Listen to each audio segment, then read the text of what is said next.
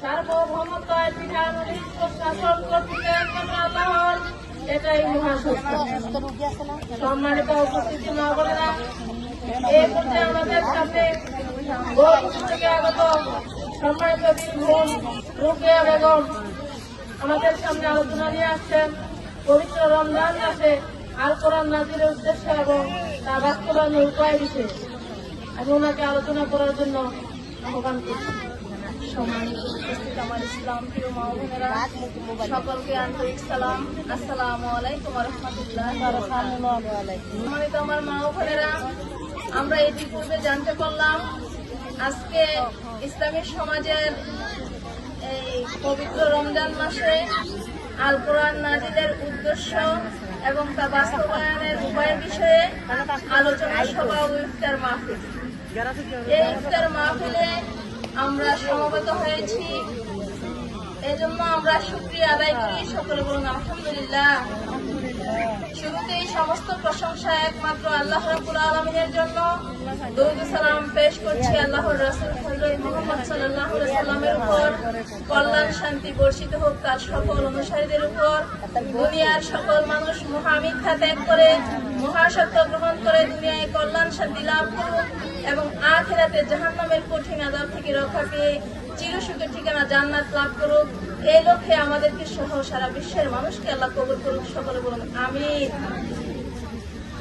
উপস্থিত আমার মা বোনেরা, এই রমজান মাসে আল কোরআন নাজিল হয়েছে, তাই রমজান মাসের এত মর্যাদা। কেমন মর্যাদা? এই রমজান মাস হাজার মাসের চেয়ে উত্তম। এই রমজান মাসে একটি রোজা রাখলে অন্য মাসের 60টি রোজার সমান সওয়াব হবে। এই রমজান মাসে কদরের রাত্রি আছে, যে রাত্রে ইবাদত করলে হাজার মাসের চেয়ে অধিক উত্তম হয়। এই রমজান মাসে আমরা যদি 1 টাকা দান করি 70 টাকার সওয়াব হয় কমে। আল্লাহ রাব্বুল আলামিন এই রমজান মাসের এত মর্যাদা বাড়িয়ে দিয়েছেন, যার কারণ হচ্ছে আল কোরআন নাজিলের উদ্দেশ্য। এবং এই আল কোরআন নাজিল হওয়ার কারণেই এই রমজান মাসের এত গুরুত্ব। সম্মানিত উপস্থিত আমার মা বোনেরা, এই রমজান মাস থেকে আমরা শিক্ষা নিতে হবে। বাকি 11 মাস পর্যন্ত, আগামী রমজান মাসের আগ পর্যন্ত শিক্ষা। এই রমজান মাসে কোরআন নাজিল হয়েছে শুধুমাত্র মানব জাতির হেদায়েতের জন্য। এই রমজান মাস সে কোরআন নাজিল হয়েছে হক এবং বাতিলের পার্থক্য নির্ণয় করার জন্য। এই রমজান মাসে আল কোরআন নাজিল হয়েছে মানুষকে সঠিক পথের দিশা দেখানোর জন্য। সম্মানিত উপস্থিত আমার মা বোনেরা, তাহলে এই আল কোরআন নাজিলের উদ্দেশ্য থেকে আমরা বুঝতে পারি যে মানুষ সঠিক পথে চলছিল, যার কারণে সঠিক পথের দিশা দেওয়ার জন্য আল্লাহ রাব্বুল আলামিন আল কোরআন নাজিল করেছেন। মানব জাতি হেদায়েতের মধ্যে ছিল না, যার কারণে রমজান মাসে আল্লাহ রাব্বুল আলামিন আল কোরআন নাজিল করেছেন মানুষের হেদায়েতের জন্য।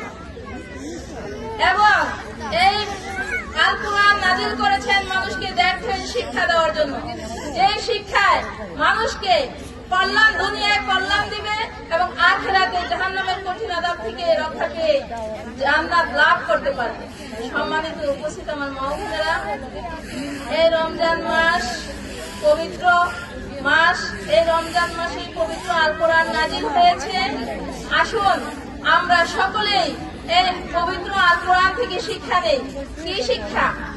এই রমজান মাস থেকে আমরা শিক্ষা নিতে হবে। আমরা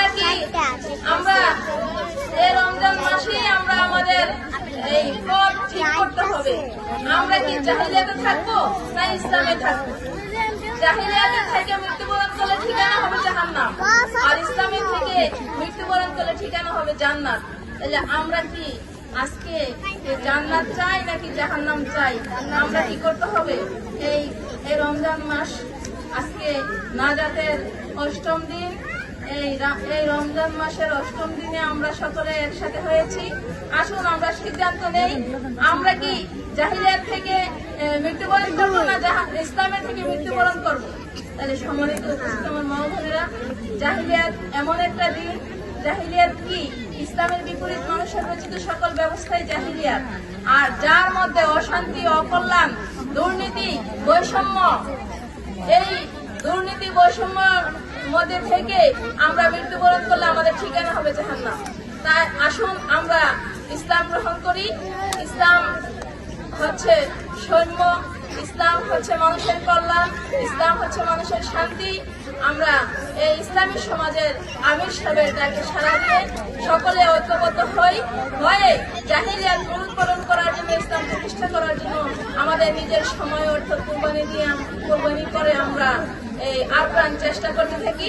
অবশ্যই আল্লাহ রাব্বুল আলামিন আমাদের প্রতি সন্তুষ্ট হয়ে জাহিলিয়াতকে মূলোৎপাটন করে ইসলাম বিজয় করে দিবেন। এই লক্ষ্যে আমার আলোচনা এখানেই শেষ করলাম। আসসালামু আলাইকুম ওয়া রাহমাতুল্লাহি ওয়া বারাকাতুহু।